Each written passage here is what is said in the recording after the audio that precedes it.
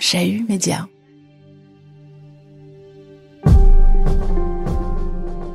Dans les épisodes précédents.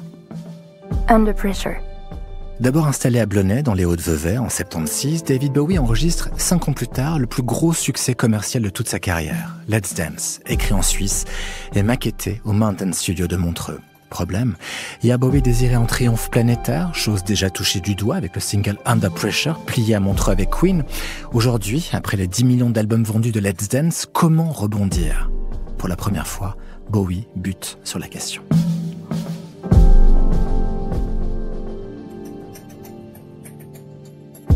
Bowie qui soigne sa page blanche en étudiant la folie des autres. David qui se fait peintre, créateur graphique ou collectionneur d'art brut, quand la musique ne suffit plus à questionner ses obsessions. Mais aussi Bowie, citoyen lausannois comme un autre, et propriétaire d'un château à Sauvablin, qui travaille, selon des horaires de bureau. Cet homme finalement ordinaire, c'est de lui dont on va parler dans ce volet de Under Pressure. Une création Chahut Média, David Brun-Lambert et Carole Harary. 6e épisode, David Bowie, un primitif.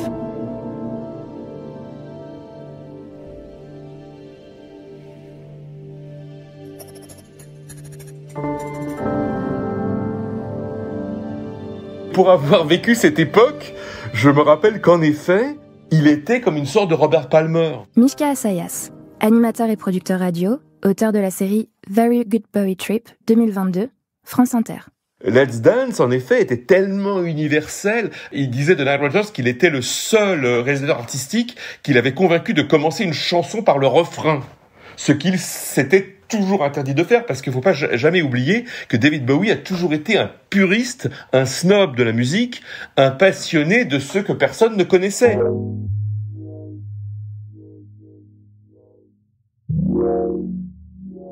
Il faut toujours garder présente à l'esprit cette idée du vide qui a besoin de se remplir.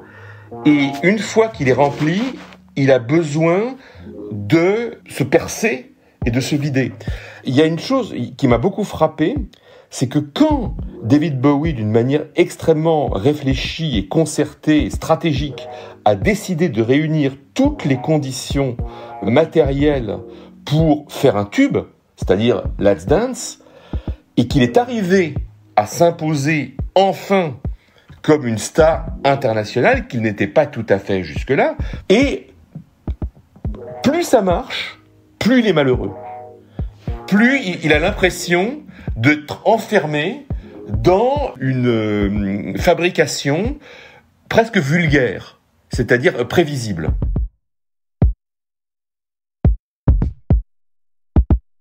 En fait, il cherche une réinvention qui ne vient pas. Et il y a un moment qui est très étrange, c'est Paul McGuinness qui le raconte, l'ancien manager de U2. À un moment, il se retrouve, je ne sais pas où, autour d'une table de billard, je ne sais pas dans quel club, discothèque, bar de je ne sais quelle ville, et il y a Bowie qui est là, et il y a Bono, et il y a McGuinness, et Bowie se met à geindre en disant que son image est ringarde, que il a l'impression qu'il est vidé, qu'il a plus rien à dire. Il ne sait plus ce qu'il doit faire. Il ne sait plus ce qu'il a envie de faire.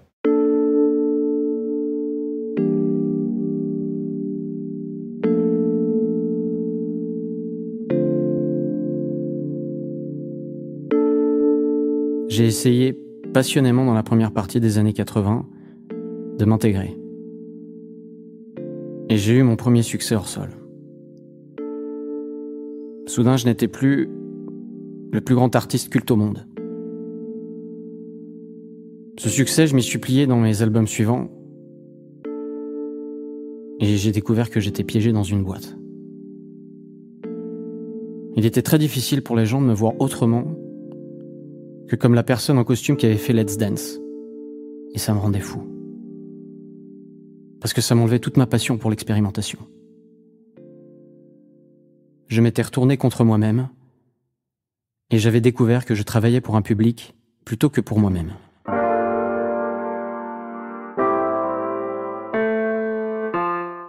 David Bowie, cité dans l'article Life Lessons from David Bowie, Interview Magazine, 1995. Bowie s'investit dans une série d'albums enregistrés au Mountain Studio qui marquera l'une des périodes créatives les moins inspirées de sa carrière. Après Let's Dance, s'enchaînent d'autres disques plus ou moins remarquables, Tonight, Never Let Me Down, plus tard encore The Buddha of Suburbia et bien sûr Outside. La plupart ont été enregistrés à Montreux en compagnie d'un multi-instrumentiste turc alors installé à Neuchâtel, Erdal Kizilcay, déjà mandaté sur les démos de Let's Dance, puis sur l'album Bla Bla Bla d'Iggy Pop, produit par Bowie en Suisse en 86. What sounds to you like a big load of trashy old noise is in fact the brilliant music of a genius. Myself. Il vous appelle pour Iggy Pop en disant on va enregistrer Iggy Pop au Mountain Studio, il faut que tu viennes. Il m'a d'abord invité avec Coco, donc sa secrétaire, et puis un dîner chez lui. Erdal Kizilcay, multi-instrumentiste, collaborateur de David Bowie, Vienne. Et puis il y avait Iggy, Jimmy Oxenberger. On a parlé de l'album, puis comment tu joues tous les instruments. On va faire ça ensemble. Ok, il n'y a pas de problème. Et ça se passe au Château du Signal à Lausanne. Donc c'était Route de Signal en haut, maison de maître. Oui. Ok. C'était vraiment cool. D'ailleurs, j'étais 2-3 fois là-bas. Chez Bowie, c'est comment? C'est décoré comment? Beaucoup de tableaux, énormes tableaux. Et puis j'ai remarqué, il avait un tatouage ici. Au mollet? Voilà. À l'intérieur du mollet.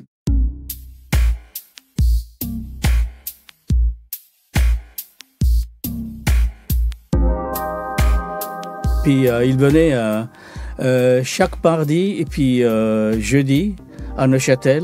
J'avais un petit studio. Et puis d'ailleurs, on a écrit ensemble When the Wind Blows, Girls, et puis Too Easy. Il y avait des heures très précises de travail comme au bureau? Assez précis. 10 heures on commençait, et puis 8 heures de soir, et puis on arrêtait. Une fois, on a bu une bière dans un petit bar, et puis après, il a dû partir. Il voulait même pas son chauffeur qui rentre dans le studio. Et quand est-ce que il savait que c'était une bonne prise, que c'était la bonne direction pour un titre, que là, il y avait un truc intéressant qu'il fallait fouiller? Il bricolait, il éditait, et puis après, il changeait le lendemain certains tracks, et puis un peu l'arrangement, parce qu'il écoutait toute la nuit, la soirée.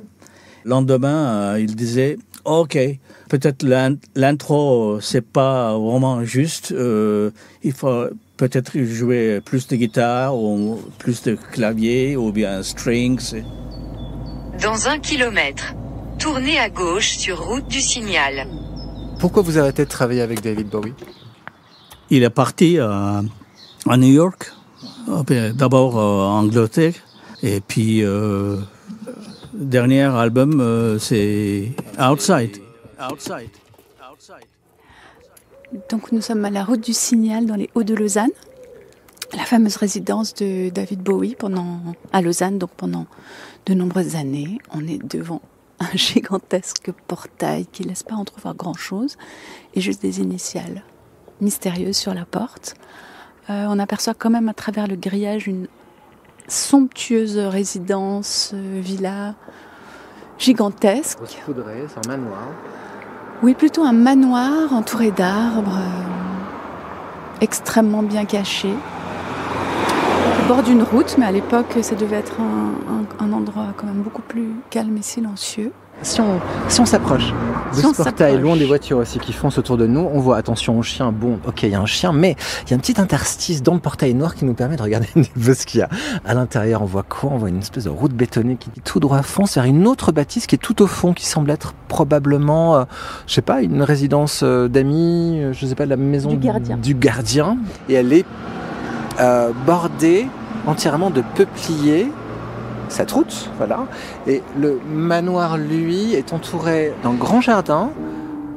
Et c'est ici que David Bowie a vécu à peu près de 1982 à son départ définitif de Suisse romande pour les États-Unis Ah, je vois un écureuil aussi.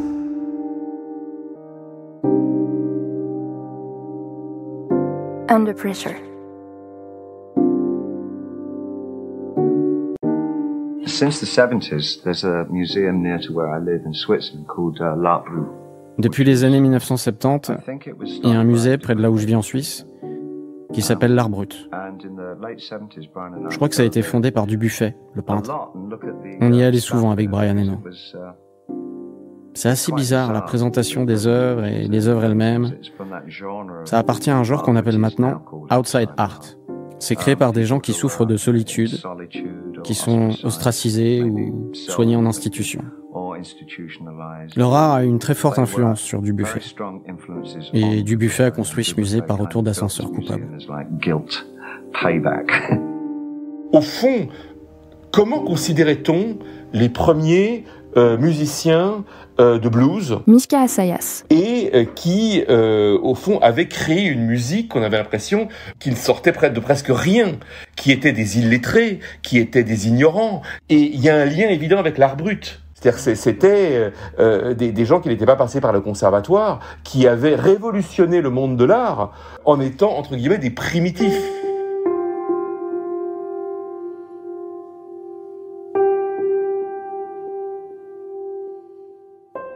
Comme beaucoup de musiciens qui n'ont pas fait d'études supérieures très poussées, Bowie avait une soif de savoir, de connaître, de s'informer, s'intéresser à énormément de choses. Je pense qu'il a très vite voulu apprendre.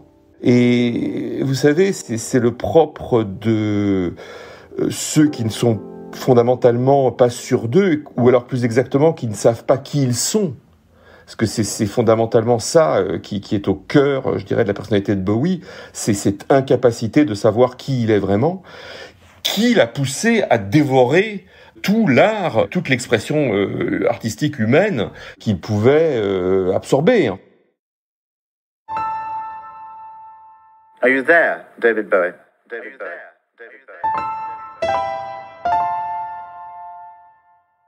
David, are you here? David. Yes. Outside, c'est le dernier album que Bowie a imaginé et enregistré en Suisse. Œuvre monde sur la folie et le cloisonnement, cet album réputé complexe est directement issu du choc éprouvé par l'anglais à sa découverte de la collection de l'art brut de Lausanne. On sait qu'il y avait ses habitudes. Et à ce propos, Vincent Monod, employé de la collection de l'art brut, se souvient. Je travaillais à l'accueil à un moment. Et puis, je vois, une fois, il y a deux gars qui arrivent comme ça, et puis j'ai reconnu Brian Eno. Mais pas Bowie, il était grimé. Mais genre fausse barbe, perruque, une casquette, des grosses lunettes noires, enfin quelque chose qu'on pouvait pas reconnaître son visage.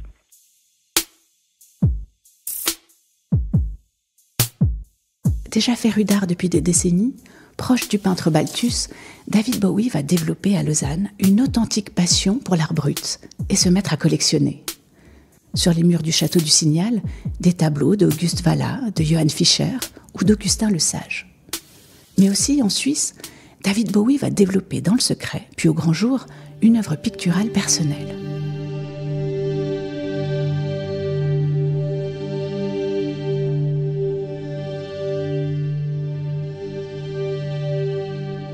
Bowie peintre et artiste autodidacte en tout, c'est de cela dont on va parler maintenant dans Under Pressure. Bowie avait des habitudes au picotant dans le chalet ? Oh, vous savez, il adorait toujours revisiter les pièces. Ouais. Parce qu'à chaque fois, effectivement, ici, on redécouvre toujours quelque chose. Parce qu'il y a des milliers d'objets ici. Thierry Amsalem, président de la Claude Nobs Foundation, directeur de Montre Sounds, compagnon de Claude Nobs. Puis à chaque fois, il nous amenait un petit cadeau. Alors, c'était souvent des objets assez années 80, c'est-à-dire des objets qui s'éclairaient. Par exemple, un bouquet de tulipes en plastique, mais dedans, il y avait les premières ampoules. Voilà. Il y a une très belle paire de chaussures bleues aussi qui s'éclairent de l'intérieur. Et puis, il a laissé aussi un autoportrait, différentes œuvres, parce qu'il était aussi peintre. Il a aussi fait l'affiche de 95 du Festival de Jazz sur un Macintosh SE30. À la demande de Claude, hein, Non, c'est David Bowie qui avait demandé.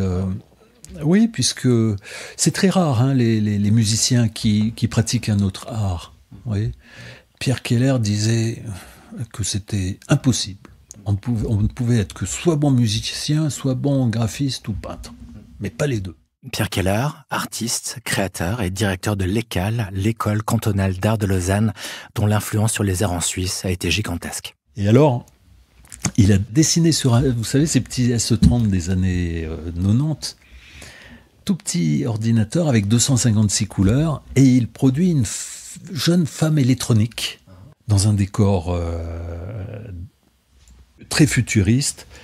Claude, évidemment, laisse toujours carte blanche aux artistes. Mais 2 jours avant de livrer la disquette contenant le fichier, faite par Bowie, et il appelle Claude et il dit « Mais tu sais, on va fêter Hiroshima cette année. » Ça devait être les 50 ans, je pense, oui. Et tout d'un coup, il a rajouté une bombe atomique, avec un M comme Montreux, musique. Et avec Claude, on était assez sceptiques, parce que cette notion de bombe atomique était plutôt anxiogène. Ouais. Oui. I've often wondered if actually being an artist in any way, any nature, is a kind of a sign of a certain kind of dysfunction, a social dysfunctionalism anyway. Je devais avoir, mon Dieu, 22, 23 ans. Et puis, j'avais rencontré Pierre Keller, comme tout le monde, dans une boîte de nuit. Olivier Saudan, artiste peintre, Lausanne. Et puis, en parlant, il m'avait dit, mais reviens me voir, etc. Puis, j'ai passé au gymnase du Bugnon. Puis, en fait, il s'est avéré que je savais parfaitement faire marcher les presses à impression de gravure sur bois. Ouais.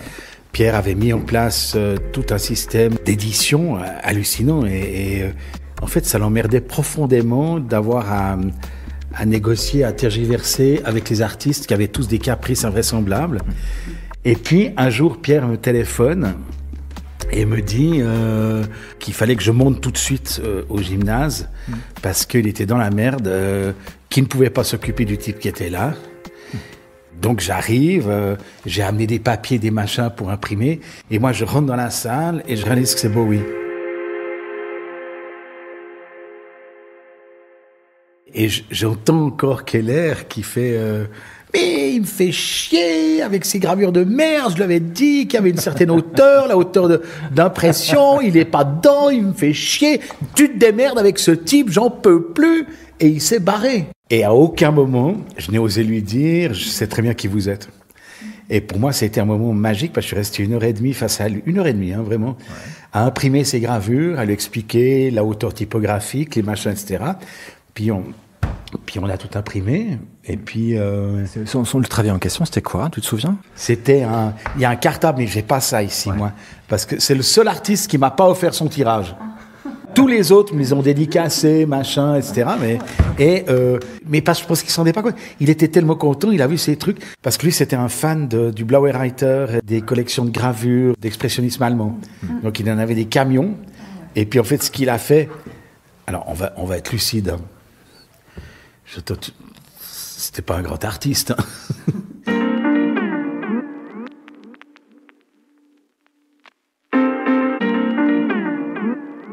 On ne juge pas les dieux d'abord. Ça, c'est le point 1. Et le point 2, les dieux font des erreurs. Je pense que si tu arrives déjà à avoir un métier dans ta vie où tu t'en sors à peu près, où tu te votes pas trop, c'est déjà pas mal. Mais tout à coup, cette espèce de côté toi, non, ça va pas. Et non, c'était mauvais. Non.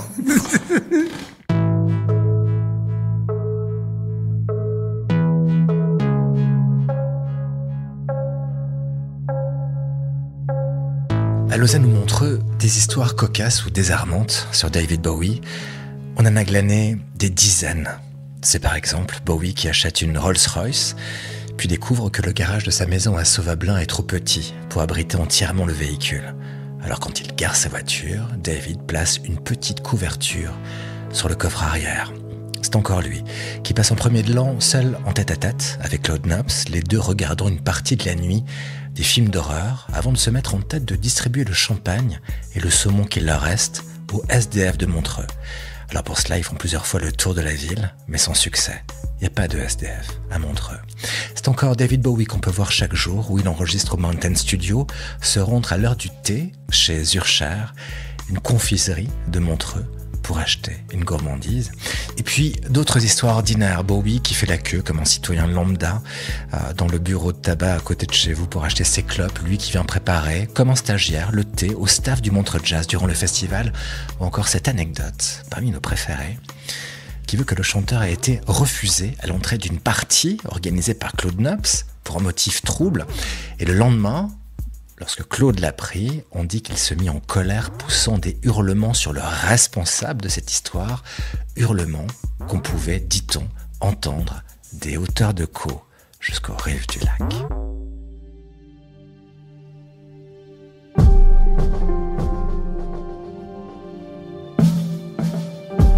David Bowie est mort le 10 janvier 2016 à New York.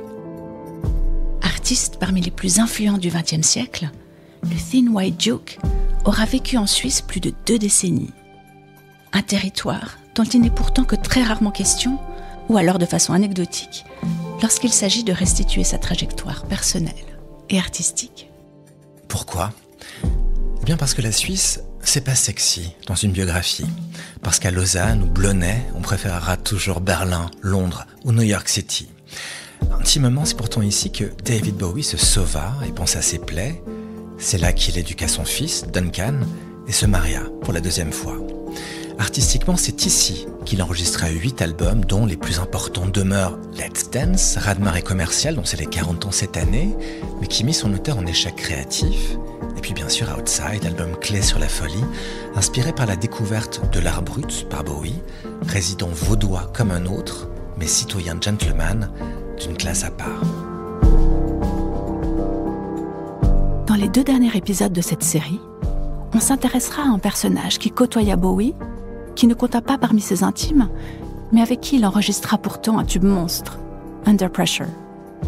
Freddie Mercury, chanteur de Queen, qu'on a déjà évoqué dans cette série documentaire, mais qu'on va maintenant plus attentivement observer durant ses dernières années de vie, notamment vécues dans le secret à Montreux-Territé.